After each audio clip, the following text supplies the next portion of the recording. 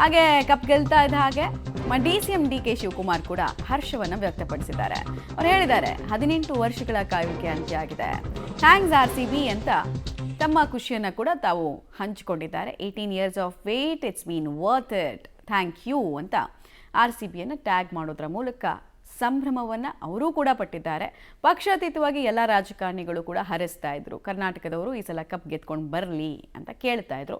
Finally ಆ moment ಸಾಕಾರಗೊಂಡಿದೆ. ಹೀಗಾಗಿ ಎಲ್ರಿಗೂ ಕೂಡ ಖುಷಿಯಾಗಿದೆ, ರಾಜಕಾರಣಿಗಳಿಗೂ ಕೂಡ ಈ ಖುಷಿಯಿಂದ ಅವರು ಹೊರತಾಗಿಲ್ಲ.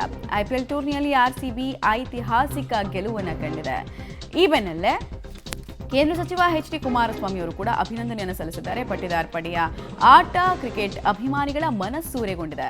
18 ವರ್ಷಗಳ ಕನಸು ನನಸಾಗಿಸಿದ ನಿಮ್ಮೆಲ್ಲರಿಗೂ ಕೂಡ ಧನ್ಯವಾದ ಅಂತ ಟ್ವೀಟ್ ಮೂಲಕ ಕುಮಾರಸ್ವಾಮಿ ಅವರು ತಮ್ಮ ವಿಶನ್ನು ಹೇಳಿದ್ದಾರೆ. ಸಂಸದ ತೇಜಸ್ವಿ ಸೂರ್ಯ ಇರ್ಬೋದು, ಶಶಿ ತರೂರ್ ಇರ್ಬೋದು, ಎಲ್ಲರೂ ಕೂಡ ಶುಭಾಶಯಗಳ ಮಹಾಪೂರವನ್ನೇ ಹರಿಸಿದ್ದಾರೆ. ಈಗ ವರ್ಲ್ಡ್ ಕಪ್ ಎಲ್ಲ ಗೆದ್ದಾಗ, ವರ್ಲ್ಡ್ ಕಪ್ ಗೆದ್ದ ನಂತರ ರಾಜಕಾರಣಿಗಳು ಹೆಂಗೆ ವಿಶ್ ಮಾಡ್ತಾ ಇದ್ರು, ಪಕ್ಷಾತೀತವಾಗಿ ಯಾವ ರಾಜ್ಯದವರು ಅಂತ ಲೆಕ್ಕ ಇಟ್ಕೊಳ್ಳದೆ ಎಲ್ಲ ಹೆಂಗೆ ವಿಶ್ ಮಾಡ್ತಾ ಇದ್ರು, ಅದೇ ಲೆವೆಲ್ನ ವಿಶಸ್ ನಮಗೆ RCB ಗೆದ್ದಾಗಲೂ ಕಾಣಿಸ್ತಾ ಇದೆ.